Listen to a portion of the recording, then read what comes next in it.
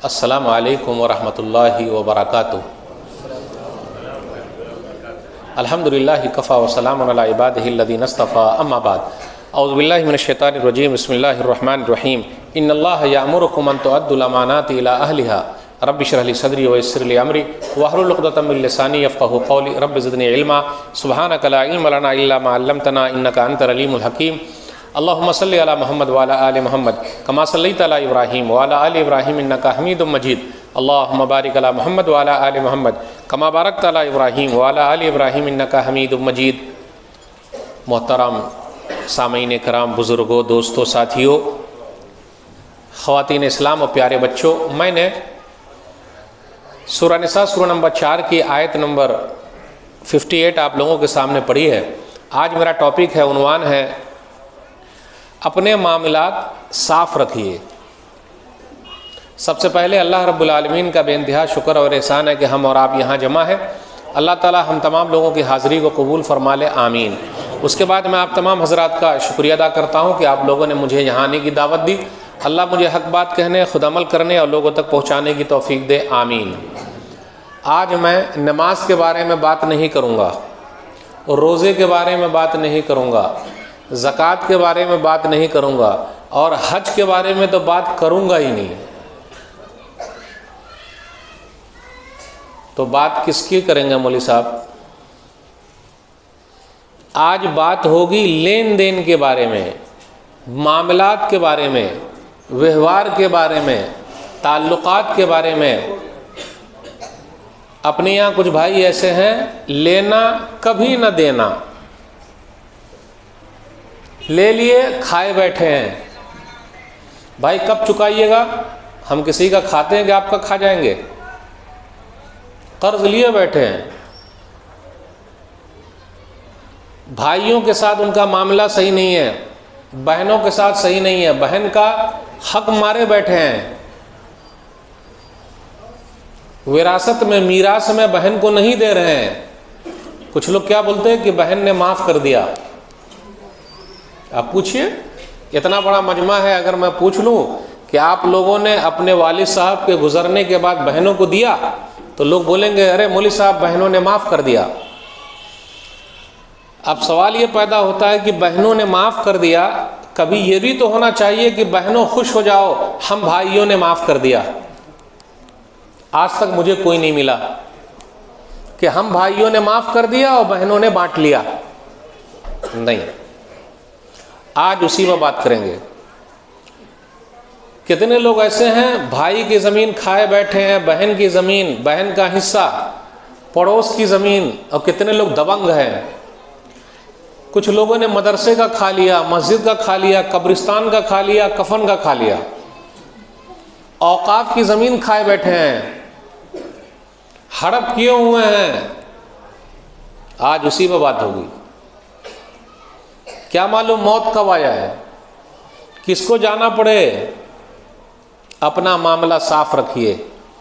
अगर साफ नहीं होगा तो कोई काम नहीं आएगा। नमाज में अगर कुछ कमी रह गई, अल्लाह का मामला है, अल्लाह माफ़ कर देंगे, पूरी उम्मीद है। लेकिन बंदे का मामला, जब तक बंदा ना माफ़ करे, अल्लाह भी माफ़ करने को तैयार नहीं है। तो बड़ा मसला है। नमाज से बड़ा मसला हो गया, रोज़े से भी बड़ा मसला है, हज से भी बड़ा मसला है। अब आइए धीरे धीरे चलते हैं। बहन का जो हक है वो देना पड़ेगा। कुरान मजीद में बहन अहम है, भाई नकल है। असल बहन है, भाई नकल है, नकली है, वो असली बहन है।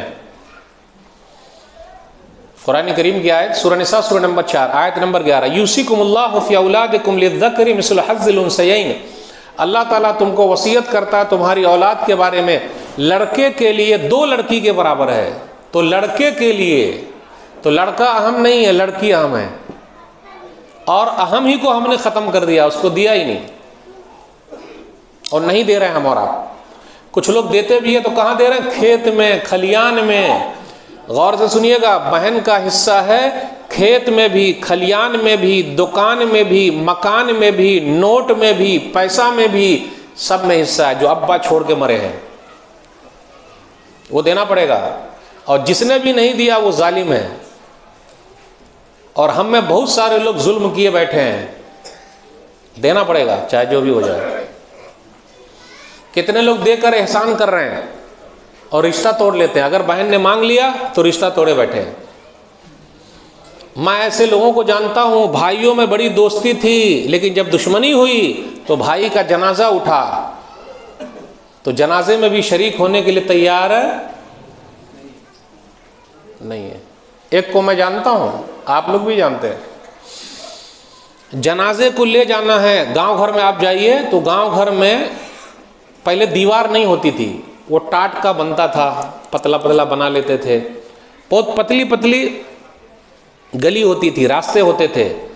अब लाश को अगर ले जाना है तो खटिया पर ले जाना पड़ेगा, तो लाश निकलेगी कैसे जब तक वो टाट को नहीं तोड़ेंगे। भाई का जनाजा जा रहा है, बोले चाहे जो हो जाए मेरे टाट में कोई हाथ नहीं लगाने का। तो जनाजे को, उस मुर्दे को, गौर से सुनिएगा, आंख से मत सुनिए, आंख से सुनिएगा तो गड़बड़ी हो जाएगी। उस मुर्दे को एक चादर में रख के तब ले जाया गया है। आजकल हम और आप कान से देखते हैं और आंख से सुनते हैं, इसलिए पूरी गड़बड़ी है। ये जुमले पर गौर करते रहिएगा। आजकल हम और आप क्या करते हैं, कान से देखते हैं और आंख से सुनते हैं। अब ये बात समझ में आ जाएगी? अभी नहीं समझ में आएगी। भाई का जनाजा उठा, मैंने उनके बच्चों को समझाया, अरे चचा से माफ़ी तलाफ़ी कर ले भाई, जो मसला है। कितने लोगों के ताल्लुकात ख़राब हैं, आप ही बताइए। बातचीत बंद है, किस लिए बातचीत बंद है? नमाज के लिए, रोज़े के लिए, ज़कात के लिए, हज के लिए, पैसे के लिए। जो ना करे बाबू भैया वो करे रुपैया, सबसे बड़ा है पैसा पीर। न बाबू न भैया, सबसे बड़ा रुपैया। सलाम अलैकुम, सलाम अलैकुम, सलाम अलैकुम। किसको सलाम कर रहे हैं भाई? किसको सलाम कर रहे हैं? पैसे को सलाम। वक्त, इंसान, मौसम कब बदल जाए किसी को कुछ पता नहीं। इसलिए जिसने भी अपने बहन का हक मारा है वो बड़ा जालिम है वो, और जालिम को दुनिया ही में सज़ा मिलती है। इसलिए बहनों का हक बुला के दे दीजिए। अब्बा गुजर गए, बहन को बुलाइए। दुकान में, मकान में, खेत में, खलियान में, पैसे में, लैपटॉप में, हर चीज़ में। आजकल लोग बहुत होशियार हैं, अपने अब्बा के कपड़ा को जो पहने हुए हैं वो फ़कीर को दे देते हैं और अब्बा का लैपटॉप खुद रख लेते हैं। क्यों भाई? लैपटॉप भी दे दे उठा के। बड़ा होशियार है। और एक बात और बता दूं, अल्लाह की कसम खा के कहता हूं, कान खोल के सुनिएगा, जिस औलाद के लिए हम और आप लेन देन कर रहे हैं, कर्जा ले रहे हैं, अल्लाह की कसम कहता हूं यही औलाद आपको लात मारेगी, लात। लेकिन हम और आप लात खाने वाले हैं, बात नहीं मानते। औलाद कभी किसी की हुई है कि जो आपकी होगी? धोखा है, धोखा है मेरे भाइयों। इसी औलाद के लिए 40 साल, 30 साल, 20 साल, 10 साल, 5 साल गल्फ में हमने गुजार दिए, और यही औलाद कहती है कि अब्बा ने हमारे लिए कुछ नहीं किया। मेरी उर्दू नहीं आ रही समझ में आप लोगों को? आ रही है, एकदम अच्छी तरह आ रही है। 40 साल, 30 साल, 20 साल, 10 साल गल्फ में गुजारे, और औलाद क्या कहती है? अब्बा ने हमारे लिए कुछ नहीं किया। और बीवी भी बहुत होशियार है, उसको पैसा चाहिए बस। अस्सलाम वालेकुम, सलाम का जवाब बाद में, पैसा पहले भेजिए। हर 15 दिन के बाद एक ही फ़ोन जाता है। आज तक ये फ़ोन नहीं किया, आज आप खाना खाए कि नहीं खाए, नाश्ता किए कि नहीं किए, सुबह उठे कि तबीयत कैसी है। बोलिए आप में से कोई कि भाई मेरी बीवी हर सुबह फ़ोन करती है गल्फ़ में, आज आपकी तबीयत कैसी है। पैसा उसा का छोड़िए, आप अच्छे हैं ना, कोई बता दे। अब एक दो लोग बोलेंगे कि मेरा नाम हो जाए कि मेरी बीवी बहुत चाहती है। धोखा है ये, धोखा, धोखा है, धोखा। पूरा खेल पैसे का है। अभी मैं एक आदमी को जानता हूँ, उसका एक्सीडेंट हुआ, मतलब बिजली का करंट लगा, हालत उसकी चली गई। एक बच्ची भी थी, शादीशुदा था, बीवी भी थी। उसके ऊपर एक आदमी ने कम से कम 15 लाख रुपया लगाकर अल्हम्दुलिल्लाह उसकी जान बचाई। जब उसके बुरे दिन चल रहे थे तो बीवी छोड़ के चली गई। अब वो ही जिसको बिजली का करंट लग गया है, 50,000 का महीना कमा रहा है, तो बीवी दोबारा आ गई है। एक साहब गल्फ में काम करते हैं। अब ये बात बोलूँगा तो फिर लेडीज़ की तरफ से ऑब्जेक्शन आ जाएगा और वो मस्जिद के ज़िम्मेदारों को बोलेगा कि आइंदा से ये मौलवी को मत बुलाना, लेकिन जो हकीकत है वो सुना देता हूँ। एक जगह मैं गया तो फजर की नमाज में देखा कि कुछ बच्चे हमारे साथ नमाज में हैं, माशाल्लाह फजर के नमाजी हैं बच्चे। कुछ साल के बाद फ़ोन आया, कुछ साल के बाद, कुछ दिनों के बाद, मौलवी साहब गड़बड़ हो गया। क्या गड़बड़ हो गया? वो बच्चा जो मेरा है लड़का, वो मोबाइल फ़ोन में इधर उधर चला गया। आजकल बच्चों को बिगाड़ने में माँ का नंबर 1 हाथ है, और यही माँ जिद करके 50,000 का मोबाइल दिलवाती है, ये बोल के आप गल्फ में कमाते हैं इसीलिए ना, ताकि बच्चे आराम से रहें। और ये जुमला आप लोग जहन से निकाल दीजिए, मैंने बहुत तकलीफ के दिन देखे हैं, अपने बच्चों को मैं तकलीफ में देखना नहीं चाहता। सब लोगों का यही जहन है। ये गलत बात है, ये गलत बात है। अभी जहन को साफ कर लीजिए, ये गलत बात है। अगर बच्चे तकलीफ नहीं देखेंगे तो तकलीफ की प्रैक्टिस कब होगी? तो उसको मोबाइल दिला दिया 50,000 का। क्या हुआ? मेरा लड़का फंस गया है, नमाज वमाज सब खत्म, मोबाइल में लगा हुआ है। छोटे बच्चे के हाथ में मोबाइल दे दीजिए तो रोना बंद, और बड़े बच्चे के हाथ में मोबाइल दे दीजिए तो रात भर सोना बंद। बेटी के हाथ में भी 50,000 का मोबाइल है, बेटे के हाथ में भी, बीवी के हाथ में भी तो कम से कम 1 लाख का है, गल्फ में जो कमा रहे हैं। कई बुरके हैं और माशाअल्लाह बैग भी है। वो साहब ने क्या किया, गल्फ में कमाए और अपनी कमाई से घर बनाया, और घर जो है बीवी के नाम से कर दिया। अब कितने भाई सोच रहे होंगे, अरे मौलवी साहब ये क्या बोलने जा रहे हैं। हकीकत बता रहा हूँ। और अब ये मसला ऐसा हो गया कि बीवी इसके ऊपर चढ़ बैठी और कहा ये घर मेरा है, आप घर से निकलिए, और अपने शौहर को ही घर से निकाल दिया। सच्चा वाकया सुना रहा हूँ। बोले ज़्यादा कुछ बोलिएगा नहीं, ये घर मेरे नाम से और आपको घर से निकलना पड़ेगा। वो बेचारे को घर से निकलना पड़ा। तो काहे को बीवी के लिए, औलाद के लिए इतनी ताकत लगा रहे हैं? काहे को लगा रहे हैं? आपको ओल्ड एज होम में छोड़ के चले आएंगे, बूढ़े लोगों के यहाँ उनके सहारे पर छोड़ देंगे। इसलिए ज़्यादा तकलीफ मत उठाइए औलाद के लिए। मैं हर एक को बोलता हूँ, नहीं ये किसी की नहीं हुई है, बहुत बेवफा है ये। और सुन लीजिए, अपना मामला खुद साफ करके मरिए, कोई भी चुकाने वाला नहीं है। पहले हदीस सुना दूँ। सही बुखारी किताबुल हवालात हदीस नंबर 2286 या 87 या 89, 2289। एक जनाजा आया, मामला साफ रखिएगा। एक जनाजा आया तो नबी सल्लल्लाहु अलैहि वसल्लम ने पूछा इसके ऊपर कर्ज है क्या, हल अलैहि दैन, इसके ऊपर कर्ज है? तो सामने वाले ने कहा कि नहीं, कर्जा नहीं है। आज हम और आप कर्जे को नहीं लिखते हैं, किससे लिया, किसको दिया, वो सबको लिख लीजिए। कुरान मजीद की सबसे लंबी आयत है कर्जा लिखने के बारे में। या अय्युहल्लज़ीना आमनू इज़ा तदायनतुम बिदैनिन इला अजलिन मुसम्मन फक्तबू, सूरह बकरा सूरह नंबर 2 आयत नंबर 282। ऐ ईमान वालो, जब लेन देन करो पैसे का उसको लिख लो, किसको दिया, किससे लेना है, लिख लो। आज हम और आप नहीं लिखते। अरे दोस्त में लिखना है क्या, भाई में लिखना है क्या? लिखना पड़ेगा भाई। अभी एक साहब थे, भाई में बड़ी अच्छी दोस्ती थी, 20 साल के बाद दोस्ती टूट गई, कुछ करोड़ का मसला है, तो अब भाई को बद्दुआ देने चले हैं, और छोटा भाई बड़े भाई को मारने चला है। अब कितने भाई सोच रहे हो मौलवी साहब मेरे ही भाई के बारे में बात कर रहे हैं। तो जनाजा आया तो कहा कर्ज नहीं है। नबी सल्लल्लाहु अलैहि वसल्लम ने जनाजे की नमाज पढ़ दी। एक जनाजा और आया, कहा हल अलैहि दैन, इसके ऊपर कर्ज है? ये नहीं पूछा नमाजी है, रोज़ादार है, ज़काती है, हाजी है, कर्जा है क्या, जिसको हम और आप मामूली समझ रहे हैं, लिख के रखिएगा। कर्जा है तो बोले हाँ कर्जा है। चुकाने के लिए पैसे है, बोले हाँ पैसा है। जनाजे की नमाज पढ़ दी। तीसरा जनाजा आया, हल अलैहि दैन, इसके ऊपर कर्जा है, बोले हाँ कर्जा है। चुकाने के लिए पैसे हैं, बोले पैसे नहीं है। नबी सल्लल्लाहु अलैहि वसल्लम ने फरमाया सल्लु अला साहिबिकुम, तुम लोग जाओ और जनाजा खुद पढ़ लो, मैं नहीं पढ़ाऊंगा, मैं जनाजे की नमाज नहीं पढ़ाऊंगा। अब यहाँ रुक जाइए, यहाँ एक वाकया सुनाऊंगा, फिर हदीस आगे चलेगी। कोई भी नहीं है।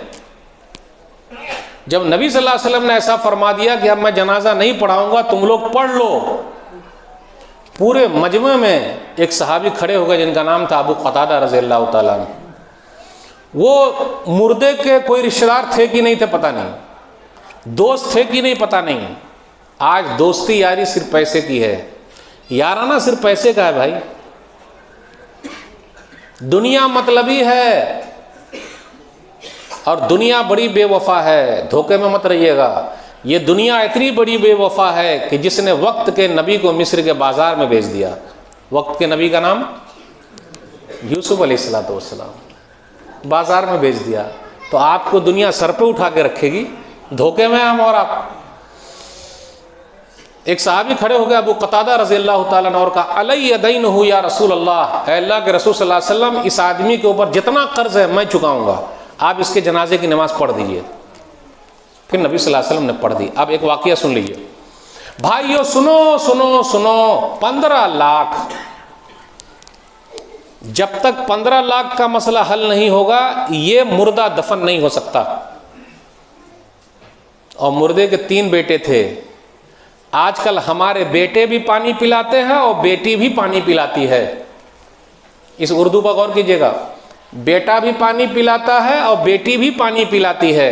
घर पहुंचिए, थके मादे हैं, तो बेटी क्या करेगी, आपको एक गिलास पानी पिला देगी। और बेटे को बुलाइएगा पानी पिलाने के लिए, तो कौन सा पानी पिलाएगा?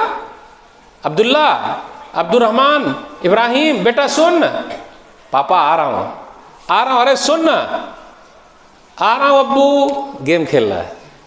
ये है पानी पिलाना, उर्दू में बोलते हैं इसको पानी पिलाना।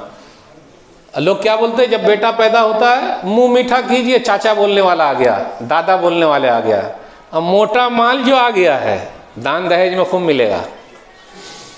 तो सुन लीजिएगा गौर से, 3 बेटे थे, 15 लाख का मसला है। वो साहब खड़े हो गए, बोले जब तक 15 लाख हल नहीं होगा जनाजे को, हम मुर्दे को दफन नहीं होने देंगे। तीनों बेटे थे, बेटा अब्बा का 15 लाख मेरे पास तो है ही नहीं, बेटा अब्बू का 15 लाख मेरे पास तो है ही नहीं, बेटा अब्बू का 15 लाख मेरे पास तो है ही नहीं। जब हम बच्चे थे तो अपनी अम्मी को क्या बोलते थे, मेरी अम्मी, मेरी अम्मी। और जब अम्मी बड़ी हुई, बूढ़ी हुई और हम बड़े हुए, तो हमने कहा तेरी अम्मी, तेरी अम्मी, तेरे हवाले, तेरे हवाले, अम्मी मेरे हवाले नहीं, अब्बा मेरे हवाले नहीं। इल्ला माशाअल्लाह हर घर की कहानी है। अम्मी को मैं नहीं देख सकता, अब्बू को मैं नहीं देख सकता, भाई देखेंगे। अब तीनों ने क्या कहा, 15 लाख मैं नहीं दे सकता। अब जब 15 लाख का मसला हल नहीं होगा तो मुर्दा दफन नहीं होगा। बेटिया को पता चला, बेटी को हम और आप बोलते हैं ना पराया धन है, बेटी पराया धन नहीं, अपना धन है। वो जिसने 2 बेटी की सही तरबियत कर दी, नबी सल्लल्लाहु अलैहि वसल्लम का पड़ोसी बनकर जन्नत में रहेगा। 3 बेटी की सही तरबियत कर दी, तीनों बेटियां जहन्नम के लिए आड़ है, जहन्नम में नहीं जा सकता। हो बड़ा खुशनसीब हो जिनके पास बेटियां हैं। बेटी को पता चला कि मेरे अब्बा को फलाने आदमी ने रोक रखा है और दफन नहीं होने दे रहे हैं, तो वो जेवर वोवर लेके सब चली आई और कहा कि ये जेवर रख लीजिए और मेरे अब्बा को दफन होने दीजिए, बकिया आपका जो और पैसा है हम दे देंगे, चुका देंगे। उस आदमी ने पलटी मारा और कहा भाइयों सुनो सुनो सुनो, अरे भाई 15 लाख मुझे इस मुर्दे से लेना नहीं, बल्कि 15 लाख मुझे इस मुर्दे को देना है, लेकिन किसको दूं वही देखने आया था। बड़ा ईमानदार था वो। ईमानदार बनिए लेन देन में। अब ऐसा नहीं मर गया तो हजम, कितने हजम किए बैठे हैं। सुभान अल्लाह, अल्हम्दुलिल्लाह, टोपी भी बड़ी अच्छी लगी हुई है, चेहरे पर दाढ़ी भी है और हाजी साहब भी हैं और यहाँ पर नमाज का ठेला भी है और खाए बैठे हैं। तो उसने कहा भाई अब मैं समझ गया, 15 लाख 15 लाख नहीं 15 लाख बेटिया को देना है 15 लाख। तो आप तीनों भाई मिल के बहन को छोड़े होंगे, चल ला 15 लाख में से ला 15 लाख में से ला। ये पैसे के लेन देन के लिए बातचीत बंद है भाई, भाइयों में, बहनों में, भाइयों में, सब में बातचीत बंद है। चचा भतीजे में बातचीत बंद है, पड़ोसी पड़ोसी में बातचीत बंद है, पूरा लेन देन इसी का। और सब अल्लाह वाले हैं, सब अल्लाह वाले हैं। सब लोग बोलते हैं अल्लाह के लिए कर रहे हैं, अल्लाह के लिए या नाम वाले हैं, नहीं अल्लाह के लिए। सुभान अल्लाह। अबू कतादा रज़ियल्लाहु ताला अन्हु खड़े हो गए और कहा पूरा कर्जा मैं चुकाऊंगा, आप जनाजे की नमाज पढ़ दीजिए। ऐसी औलाद रख के फायदा क्या हुआ? फायदा कुछ हुआ? अपना मामला खुद साफ करके मरिए, छोड़िए ये सब बेवफा है, बेवफा किसी की नहीं होने वाली है तो आपकी हो जाएगी। मेरा सोनू है, मेरा सोना है बेटा, बाबू सोनू और सोना कुछ नहीं है, ये धोखा है, धोखा, फितना है, फितना, आजमाइश है ये औलाद। इसलिए अपना मामला साफ करके मरिए। एक चीज़ और, अगर हमने और आपने किसी की ज़मीन हड़प कर ली है, कुछ ले लिया है, पहले देहात में क्या होता था, अब आप लोग के देहात में है कि नहीं ये तो नहीं पता मुझे, वो जो दो खेत के बीच में होता ना उसको क्या बोलते हैं? मुडेर। क्या बोलते हैं आप लोग? हम लोग आड़ ही बोलते हैं, आड़। तो पहले मोटे मोटे होते थे, अब पतले पतले हो गए, इधर से भी मार रहा है, इधर से भी मार रहा है। और जब से ये पतले हुए हैं अल्लाह ने दोनों ज़मीन की बरकत छीन ली है। सही बोल रहा हूँ, दोनों ज़मीन की बरकत अल्लाह ने छीन ली है। कितनी ज़मीन है हमारे पास, उसके अंदर बरकत ही नहीं है, अल्लाह ने बरकत छीन ली। रास्ता नहीं दूंगा चाहे जो हो जाए, अल्लाह की ज़मीन है और तू चैलेंज करता रास्ता नहीं दूंगा, कैसा पड़ोसी है रे?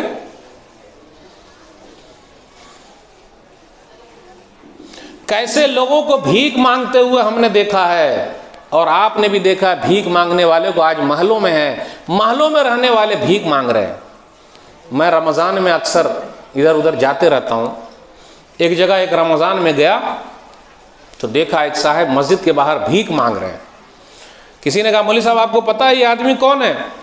गौर से सुनिएगा, ये आदमी कौन है? बोले मुझे क्या मालूम भाई, ये वो आदमी है कि शोरूम में जब भी कोई नई गाड़ी आती थी इनके पास पहले फ़ोन आता था, पुरानी गाड़ी ले आइए, नई गाड़ी ले जाइए। तो आज ऐसी हालत, भीख मांग रहा है। कुछ किया होगा, कारून की तरह अल्लाह को चैलेंज किया होगा, अल्लाह ने पकड़ लिया है। फिरौन की तरह ज़रा चैलेंज किया होगा, नफ्स मारा कमतरत फिरौन निस्त, ले पूरा ओन मारा ओन निस्त। हमारा नफ्स भी फिरौन से कम नहीं है, बस फ़र्क इतना है कि फ़िरौन के पास लश्कर था तो उसने खुदाई का दावा कर दिया, हमारे पास लश्कर नहीं इसलिए हम और आप खामोश हैं। हम भी बड़े जालिम हैं, फ़िरौन से कम नहीं है। आप पता कीजिए, सुन लीजिए एक हदीस, सही मुस्लिम किताबुल मसाकात हदीस नंबर 1610, हदीस नंबर 1610। अरवा एक औरत है, एक लेडी है, लेडी भी दबंग होती है, लेडी डॉन से मर्द ही डॉन नहीं होते, दबंग दादा है ये, दादा। अरे भाई इस गली का दादा, इस एरिया का दादा, ये दादा है, क्या जिसका दादा है रे? दूसरे का हक हड़प कर रहा है, दादा है, दबंगई कर रहा है, ज़मीन को ले रहा है, अल्लाह के यहाँ क्या हिसाब देगा? तो एक लेडी भी दादा थी, तो दादी बोलना चाहिए, लेडी दादी है। कैसी दादी है ये? दबंग दादी है। बेचारे सीधे साधे आदमी सईद बिन ज़ैद रज़ियल्लाहु ताला अन्हु, उसके घर को उस लेडी ने कहा मेरा घर है। अब आप ही बताइए, सीधे आदमी के ऊपर ही लोग हाथ डालते हैं। और हमारी बीपी जो है ना, बीपी, किसी को गुस्सा आता तो लोग बोलते हैं इसकी बीपी हाई हो गई है। बीपी भी बहुत होशियार है, यानी ब्लड प्रेशर है, बीपी भी बहुत होशियार है। अगर गरीब को देखे तो हाई हो जाए, और गरीब को देखे तो हाई हो जाए, और अमीर को देखे तो लो हो जाए। देखिए अक्सर यही होता है, हमारी बीपी भी बहुत होशियार है। किस पर गुस्सा करना है? गरीब पर, हाई हो गई। अरे भाई उसको बीपी उसकी हाई हो गई। मालदार पर ज़रा गुस्सा करके दिखाना, उल्टा सीधा कर देगा सीधा। बेचारे सीधे साधे आदमी सईद बिन ज़ैद रज़ियल्लाहु ताला अन्हु, उसके घर को उस लेडी ने कहा कि ये मेरा घर है। बेचारे ने बड़ी मेहनत से बनाया था, कमज़ोर पर ही लोग हाथ डालते हैं। उसने कहा नहीं मेरा घर है, इन्होंने कहा मेरा घर है। बेचारे सीधे साधे आदमी ने एक हदीस सुना दी, मन अखज़ शिबरन मिनल अर्ज़ बग़ैर हक़्क़ तुव्विक़हु मिन सब'i अर्ज़ीन यौमल क़ियामा, जिसने किसी की ज़मीन एक बित्ता बराबर ले ली, एक बालिश बराबर ले ली, कल क़यामत के दिन 7 ज़मीनों का तौक बनाकर गले में डाल दिया जाएगा। और तो सुनिएगा, चाहे बहन की ज़मीन ले ली, भाई की ज़मीन ले ली, पड़ोसी की ज़मीन ले ली, सरकार की ज़मीन ले ली। लोग बोलते हैं ना ये सरकारी ज़मीन है कब्ज़ा कर लो, नहीं। या लाइट चोरी की जलाई, मीटर में जाके घुसा देता है, कुछ मीटर कम आता है, हराम है ये, हराम। सरकार की ज़मीन ले ली, नदी ले लिया, नाला ले लिया, उस पर कब्जा कर लिया नदी नाले पर, और उस पर घर बना लिया, दुकान बना लिया, हराम है ये, हराम है, मामूली नहीं है। लाइट को और बिल को उसमें लकड़ी घुसाता है, कुछ सेटिंग करता है, बिजली कम आए, हराम है ये। और अच्छे खासे लोगों को मैं जानता हूँ, माशाअल्लाह। ये देख रहे हैं टोपी, टोपी भी बहुत होशियार है, माफ़ी के साथ बहुत होशियार है ये। मस्जिद में ये लगी रहती है, मस्जिद में ये हमारे सरों में लगी रहती है, और मार्केट में ये दूसरे के सर पे चली जाती है। इस्लाम सिर्फ मस्जिद में नहीं है, इस्लाम सिर्फ मस्जिद में नहीं है, इस्लाम मार्केट में भी है। अल्लाह की कसम कहता हूं, जिस दिन इस्लाम मार्केट में भी दिखेगा, हमारी पूरी परेशानी दूर हो जाएगी।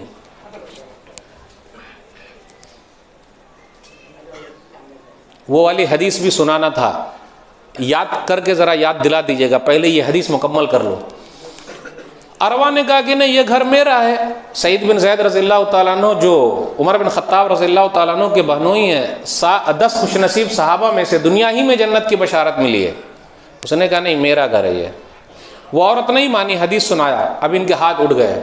मजलूम के हाथ अगर अल्लाह के दरबार में उठ गए और शिकायत अल्लाह के दरबार में हो गई, तब आप कहीं के नहीं बचेंगे। आह जाती है फलक पे रहम लाने के लिए, आह जाती है फलक पे रहम लाने के लिए, बादलों हट जाओ दे दो राह जाने के लिए। इन्होंने बद्दुआ कर दी, अल्लाहुम्मा इन कानत काज़िबतन फ़अमी बसरहा वजल क़ब्रहा फ़ी दारिहा। अल्लाह ये औरत अगर झूठी है तो इसको अंधी बना दे और इसके घर को ही कब्रिस्तान बना दे इसके लिए। अगर मजलूम के हाथ अल्लाह के दरबार में उठेंगे और जालिम टिकेगा, कब तक टिकेगा? टिक नहीं सकता है, टिक नहीं सकता है।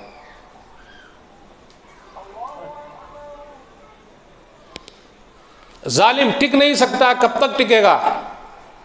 कुछ दिनों के बाद वो औरत अंधी हो गई। जब औरत अंधी हो गई तो उसको तो मिलना चाहिए था सईद बिन ज़ैद रज़ियल्लाहु ताला अन्हु से कि घर तो आप ही का है, मैंने गलत किया और मुझे बद्दुआ आपकी लग गई। लेकिन आदमी जब किसी पर जुल्म करता है, चाहे बहन पर जुल्म करे, भाई पर करे, मस्जिद पर करे, मदरसे पर करे, कब्रिस्तान पर करे, किसी की ज़मीन पर करे, दोस्त के माल में करे, कारोबार में करे, जिस पर भी अगर धोखा किया है, कब्जा किया है, वो वाकई अंधा है। वो औरत नहीं सुधरी। कुछ दिनों के बाद वो अपने घर में घूम रही थी।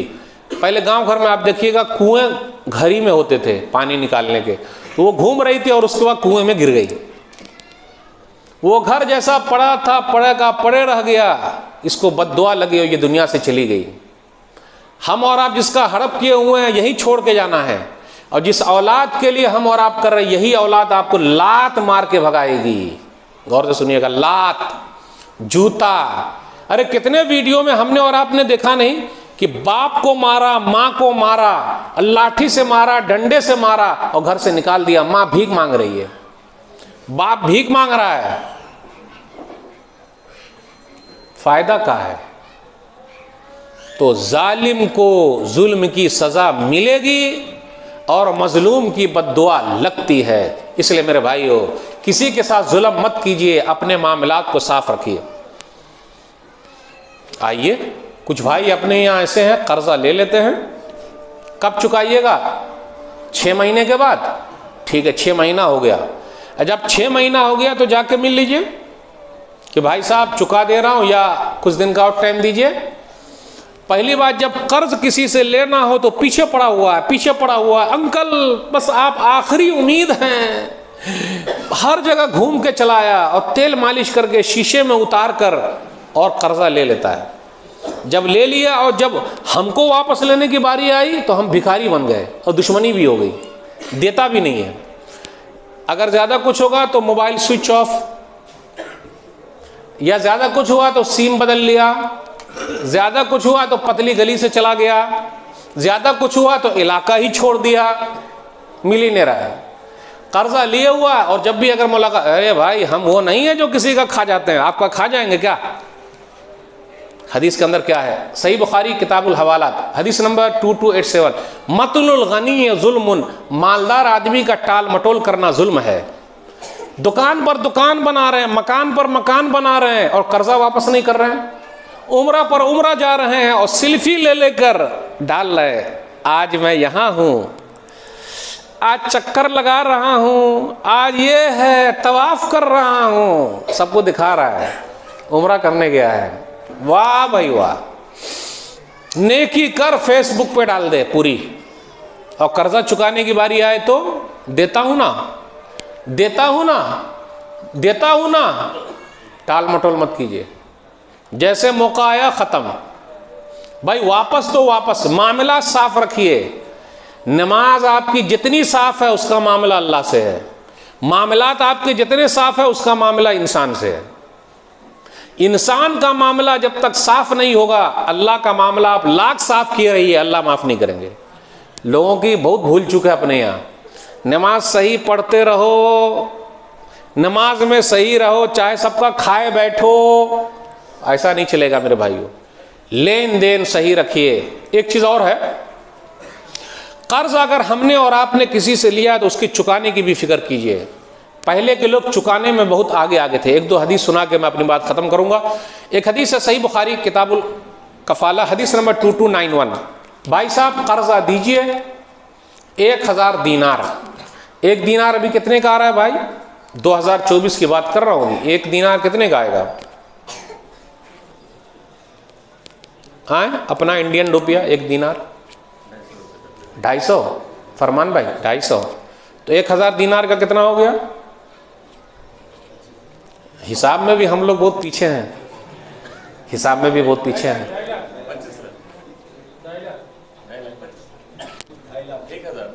हाँ 1000 दीनार। देखिए हम लोग भी हिसाब में कितने पीछे हैं। पैसे से कोई मतलब नहीं है, सुभान नहीं है। वाह वाह बिल्कुल नहीं सही, सुभान अल्लाह। 1000 दीनार चाहिए। आजकल लोग कर्ज भी किसको देते हैं? मालदार ही को देते हैं, गरीब को कोई नहीं देता। अब मौलवी लोगों को तो और नहीं देते हैं, क्योंकि बेचारा चुकाएगा कहाँ से। अगर मांगने के लिए जाइए, जनाब जी लेट हो गए, कल बोल दिए होते, ओहो अभी था। बहुत अच्छी तरह से आप जानते हैं कारोबार 2019 से ठप चल रहा है, कोरोना से ठप चल रहा है। 2024 19 से ही ठप चल रहा है। शादी ब्याह में खर्च हो रहे हैं, सुभान अल्लाह अल्हम्दुलिल्लाह। हैदराबाद के एक साहब ने अपनी बेटी की शादी की है, सिर्फ और सिर्फ 16 करोड़ रुपया खर्च किया है। कोरोना का असर हुआ ही नहीं, कोरोना का। इमाम साहब उनकी मस्जिद में इमामत कर रहे थे, बेचारे बीमार हो गए एक हफ्ते के लिए, तो 5000 तनख्वाह काट भी ली है। सुभान अल्लाह, क्या इंसाफ है उनका, माशाअल्लाह। ये मैं नहीं कहता, मौलाना सज्जाद नुमानी साहब दामत बरकात हमने कहा है एक वीडियो में, आप सुन लीजिएगा। यह है हमारी कौम। देखा आपने, आज सब लोग मौलवी का काटने के चक्कर में है कि नहीं भाई? आखिर मौलवी ही से दुश्मनी क्यों? इमाम साहब 1 मिनट लेट हो तो सब घूरने लगते हैं, और हमारा बेटा एक वक्त का नमाजी नहीं है, आज तक कभी नहीं घूरे। बीवी नमाजी नहीं है, चले। बेटा नमाजी नहीं, चलेगा। बहू नमाजी नहीं, चलेगा। बातचीत बंद नहीं है, न बहू से बंद है, न बेटे से बंद है, न बीवी से बंद है, जो भी नमाजी है। इमाम साहब बेचारे नमाजी हैं तो उनसे बातचीत बंद है, और मस्जिद भी हमने छोड़ दिया है। और ज़्यादा कुछ कीजिएगा तो हम नमाज भी छोड़ देंगे। एहसान कर रहे हैं अल्लाह के ऊपर, नौजुबिल्लाह। कितने लोगों को मैं जानता हूँ, और हर मस्जिद की यही कहानी है, उनको इमाम ही से तकलीफ है, अपनी बेनमाजी बीवी से कोई तकलीफ नहीं है, बेनमाजी बेटे से कोई तकलीफ नहीं है, बेनमाजी बहू से कोई तकलीफ नहीं है, बेनमाजी माँ बाप से कोई तकलीफ नहीं है, तकलीफ है तो नमाजी इमाम साहब से, है कि नहीं? ये उर्दू शायद कि नहीं समझ में आएगी आप लोगों को। तकलीफ है इमाम साहब से, तकलीफ है ना इमाम साहब से भाई। हाँ हाँ, सुन लीजिए वो हदीस सुना रहा हूँ। 1000 कर्जा मांगने गया 2024 में, अगर 1000 दिनार की बात की तो 2.5 लाख के करीब आता है। एक परदेसी कर्जा मांगने जा रहा है और 1000 दिनार, उसने कहा गवाह कौन है? कफा बिल्लाहि वकीला, गवाह अल्लाह है। शहीदा कफा बिल्लाहि शहीद, वही गवाह वही गारंटर, सब वही है, अल्लाह ही है। ठीक है, अल्लाह के नाम पे लेके जा भाई, कब लौटाएगा? फलाने दिन लौटा दूंगा। जबान के पक्के रहिए। नमाज में अगर आप पक्के हैं तो अच्छी बात है, लेकिन जबान के पक्के हैं तो और अच्छी बात है, क्योंकि इसका मामला इंसान से है। जब तक इंसान ना माफ करे अल्लाह भी माफ नहीं करेंगे। अब जब बारी आई देने की, कर्ज को लौटाना है, तो वो बेचारे आए। जब आए तो उस तरफ आए और इस तरफ आए। ये बेचारा इस तरफ है, वो बेचारा उस तरफ है। कश्ती आएगी तब ये समुंदर पार करके आएंगे। बुखारी शरीफ की हदीस सुना रहा हूँ। जब वो उस तरफ आया तो कश्ती आई नहीं, जहाज नहीं, आज पानी का जहाज नहीं है, तो ये बेचारा आएगा किसे? आजकल मोबाइल का दौर है। और एक बात और याद रखिएगा, जब किसी दिन पैसा कहीं से आने वाला रहता है तो 100 डिग्री बुखार भी ख़त्म हो जाता है। मन करता हम खुद ही चले जाएं और पैसा लेके आ जाएं, ये इंसानी फितरत है। तो ये बेचारा इस पार है, क्योंकि 1000 दिनार अभी वापस आएगा, वो बेचारा उस पार। आज लोग बड्डी खा रहे हैं, बड्डी क्या बोलते, सूद को बड्डी बोलते हैं, खा रहे हैं, बैंक में रख रहे हैं, पैसा ले रहे हैं, सब चल रहा है। मामला हराम की कमाई, हलाल हलाल खाइए, हलाल हलाल खाइए। अब उस दिन तो कश्ती आई नहीं, ये बेचारा इधर इंतज़ार में, वो उधर इंतज़ार में। तो उसके बाद उसके दिमाग में आया कि अल्लाह ही गवाह, अल्लाह ही गारंटर। एक लकड़ी ली और लकड़ी में सुराख किया और 1000 दिनार उसमें डाल दिया और लकड़ी को कहा तू चली जा, अल्लाह गवाह है, अल्लाह ही गारंटर है। वो लकड़ी भी बड़ी होशियार है, अल्लाह वालों की लकड़ी भी अल्लाह वाली है। सुभान अल्लाह, अल्हम्दुलिल्लाह। इसलिए अल्लाह वाले बनिए, मामलात साफ रखिए, अल्लाह आपकी मदद करेंगे। नमाज साफ है, अच्छी बात है, लेकिन नमाज से ज्यादा अहम मामलात की सफाई, लेन देन, जबान बोल दिया तो बोल दिया। वो लकड़ी को जब पानी में डाला तो लकड़ी भी बहती हुई सीधे कश्ती की तरह वो भी चलती हुई इस पार आ गई, वही साहब के आगे खड़ी हो गई। क्या है मामलात। जब यहां आके खड़ी हो गई तो बेचारा शाम तक रहा, तो बोला अब चलता हूँ, ये लकड़ी लेके जाता हूँ, हो सकता है मेरी बीवी के खाना पकाने में काम आ जाए। माशाअल्लाह, पहले जो खाना बनता था, अब भी देहात में बनता होगा, लकड़ी पर बनता था, और उससे जो धुआं निकलता था तो हमारी औरतों की जो आँख है ना, आँख उसको चार्ज कर देता था। उस वक्त चश्मे नहीं लगते थे आँख पर।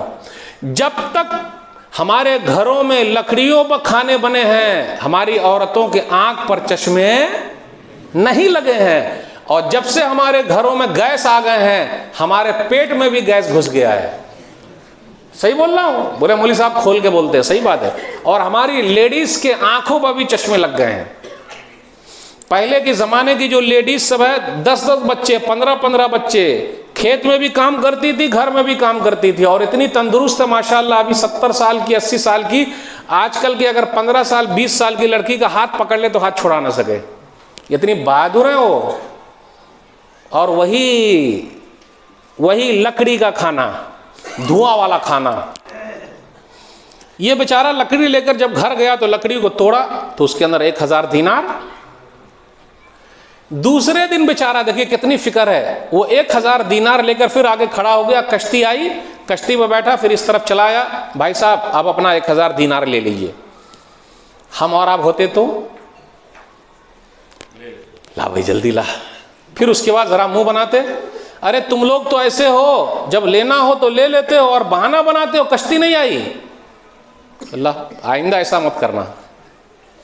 अल्लाह वाले भाई साहब, कल आपने लकड़ी में घुसा करके भेजा था 1000 दिनार, क्या बोले हाँ भाई मैंने भेजा था, आपको मिल गया क्या? अरे भाई वो तो मिल गया, जब वो मिल गया तो अभी आज का 1000 दीनार क्यों लूं, ले जाइए वापस। ये बुखारी शरीफ की हदीस है। बोलिए इतनी ईमानदारी आएगी? इतनी ईमानदारी है तभी तो नबी सल्लल्लाहु अलैहि वसल्लम ने हदीस में उनका जिक्र कर दिया। ईमानदार बनिए, मामलात में अच्छे रहिए, नमाजी आप अच्छे हैं अल्हम्दुलिल्लाह, लेकिन ईमानदार रहिए, उसका बड़ा फायदा। अब आखिरी बात बयान करके रुखसत दूंगा। कुछ भाई ऐसे हैं अपने समाज में जो कर्जा तो ले लेते हैं लेकिन चुका नहीं सकते, उनके पास वाकई पैसा नहीं है, तो दिल बड़ा कीजिए, जरा माफ कीजिए। अरे भाई ये ना खा रहा, केस काय को करने का भाई, केस चल रहे हैं हमारे और आपके, एक बित्ता जमीन के लिए, भाई की भैयारी के लिए केस सब लगे हुए हैं। काहे को? भाई को दे दो, भाई बहनी को दे दो, पड़ोसी को दे दो, भाई तू ही खुश रह। दिल बड़ा कीजिए जरा। अगर झगड़ा हमने छोड़ दिया, गरचे हमारा हक है, लेकिन हमने झगड़ा छोड़ दिया, नबी सल्लल्लाहु अलैहि वसल्लम आपको गारंटी दे रहे हैं कि जन्नत में एक घर दिला के रहेंगे। जन्नत में घर चाहिए या यहाँ का घर चाहिए? बोलिए। समझ गया मैं, कौन लोग बात नहीं कर रहे हैं? समझ गया मैं, फरमान भाई समझ गया? नहीं, जन्नत में कोई नहीं लेना चाहता भाई। जन्नत में चाहिए तो यहाँ वाले जितने झगड़े हैं ये हदीस सुनने के बाद खत्म, माफी तलाफी कर लीजिए। दलील सुनन अबी दाऊद किताबुल अदब हदीस नंबर 48, अना ज़ईमुन बिबैतिन फी रबज़िल जन्नह लिमन तरकल मिराअ व इन काना मुहिक्कन। तुम लोग सुन लो, मैं जन्नत के एक किनारे में एक घर दिला के रहूंगा, किसको? जो हक पर होने के बावजूद अपना हक छोड़ दे। अब आप बताइए, जन्नत वाला घर चाहिए या दुनिया वाला? आए आए, अच्छी बात है। झगड़ा खत्म होगा इंशाअल्लाह, दिल मिलेंगे।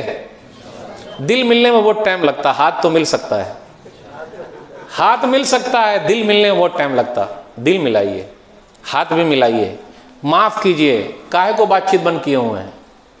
और मैं उन लोगों से भी कहना चाहता हूं, दिल बड़ा कीजिए, अल्लाह ने आपको दे रखा है तो माफ कर दीजिए। जा भाई मैंने कर्जा माफ कर दिया, जा। एक लंबी हदीस, बस ये आखिरी बात होगी।